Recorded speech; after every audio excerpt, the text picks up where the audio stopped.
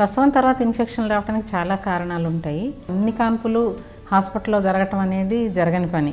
అందుకని ఒక్కొక్కసారి ఇంట్లో జరిగితే కూడా ఇన్స్ట్రుమెంట్ స్టెరిలైజేషన్, పరిశుభ్రాలన్నీ క్లీన్గా ఉంచడం ఇవన్నీ కూడా జరగాలి. తర్వాత ముందుగానే అసలు ఎనీమియా, రక్తహీనత, తర్వాత బరువు ఎక్కువగా ఉండటం, మరి పౌష్టికాహార లోపం ఇటువంటివన్నీ కనుక ఉంటే ఇన్ఫెక్షన్ రావడానికి వాళ్ళకి అవకాశం ఎక్కువగా ఉంటుంది.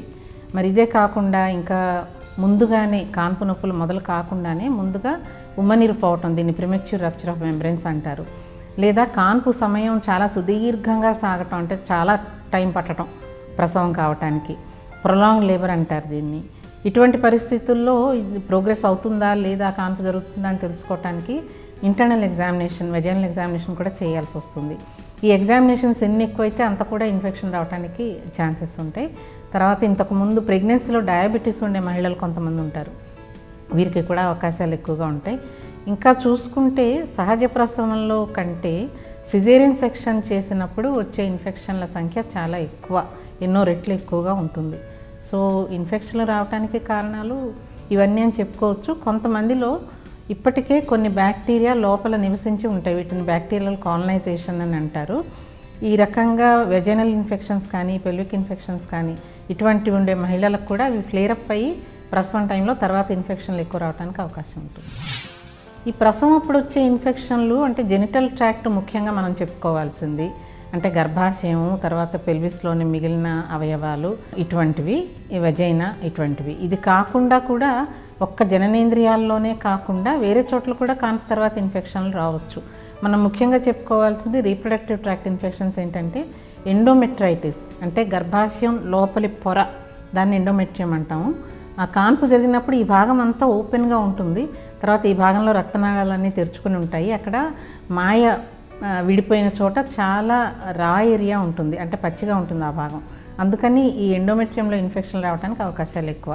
తర్వాత కాన్పు జరిగిన టైపుని బట్టి ఒకవేళ ఎపిసియాటమీ, నార్మల్ డెలివరీ జరిగి కింద భాగంలో కుట్లు కనుక పడి ఉన్నట్లయితే ఆ కుట్లలో ఇన్ఫెక్షన్ రావచ్చు. లేదా సిజేరియన్ సెక్షన్ జరిగినప్పుడు ఆ సిజేరియన్ సెక్షన్ కుట్లలో ఆ పొట్ట పొరల లోపల ఇన్ఫెక్షన్ రావచ్చు. లేదా మొత్తం పొట్ట లోపల పెల్విక్ థ్రాంబోఫ్లెబైటిస్ అని, తర్వాత పెల్విక్ పెరిటోనైటిస్ అని ఇటువంటి ఇన్ఫెక్షన్లు రావచ్చు. ఇవి కాకుండా పాలిచ్చే తల్లులకి మ్యాస్టైటిస్ అని చెప్పి రొమ్ముల్లో ఇన్ఫెక్షన్ రావచ్చు. మరి వెయిన్స్లో మనం కాన్పు జరిగే సమయంలో మనం పెట్టే ఐవీ లైన్స్లో కానీ వాటిలో థ్రాంబోఫ్లెబైటిస్ అని ఆ వెయిన్స్లో ఇన్ఫెక్షన్ రావచ్చు. ప్రసవం తర్వాత కనపడే ఇన్ఫెక్షన్లో యూరినరీ ట్రాక్ట్ ఇన్ఫెక్షన్ ఇంకొక ముఖ్యమైన ఇన్ఫెక్షను.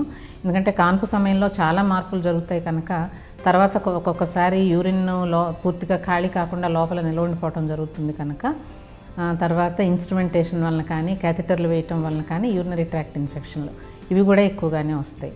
మరి ఎనస్థీషియా ఇచ్చినప్పుడు ముఖ్యంగా జనరల్ ఎనస్థీషియా తర్వాత రెస్పిరేటరీ ట్రాక్ట్ ఇన్ఫెక్షన్స్ ఇవి కూడా రావచ్చు. సో ప్రసవం తర్వాత ఈ ఇన్ఫెక్షన్స్ అన్నిటి కొరకు చూసుకోవాల్సి ఉంటుంది.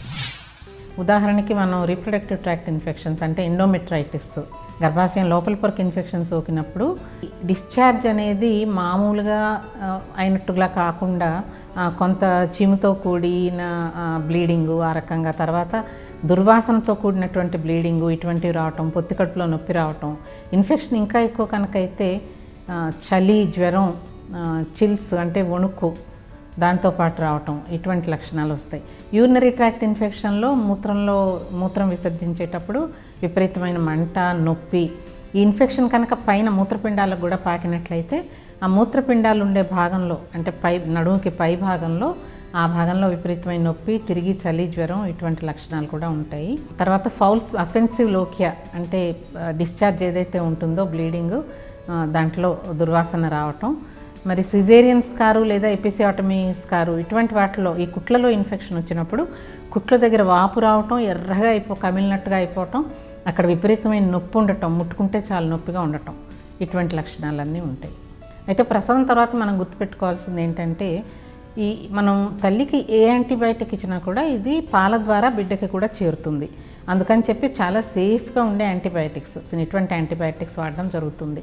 తర్వాత ఎక్కడైనా చీము గనక పడితే, కుట్లలో చీము పట్టినా లేదా బ్రెస్ట్లో మ్యాస్టైటిస్ వచ్చి బ్రెస్ట్ యాప్సిస్ వచ్చి అక్కడ చీము పట్టినా కూడా శరీరంలో చీము ఎక్కడున్నా ముందు దాన్ని బయటికి తీసేయాలి. యాంటీబయాటిక్స్తో పాటు పెయిన్ కిల్లర్స్, ఇంకా నొప్పి తగ్గడానికి ఒక్కోసారి వేడి నీళ్ళు కాపడం, ఒక్కోసారి ఐస్తో కాపడం, ఇటువంటివి కూడా చేయవలసి ఉంటుంది. ముఖ్యంగా ఎనీమియా ఉన్న వాళ్ళకి ఎక్కువగా ఇవి జరుగుతాయి, ఇన్ఫెక్షన్స్ వస్తాయి కనుక రక్తం తక్కువ ఉన్న వాళ్ళకి అది అభివృద్ధి చెందటానికి సప్లిమెంట్స్, ఐరన్ సప్లిమెంట్స్ వాడటం, మల్టీవిటమిన్స్ వాడటం, ఇటువంటివన్నీ కూడా తీసుకోవాలి.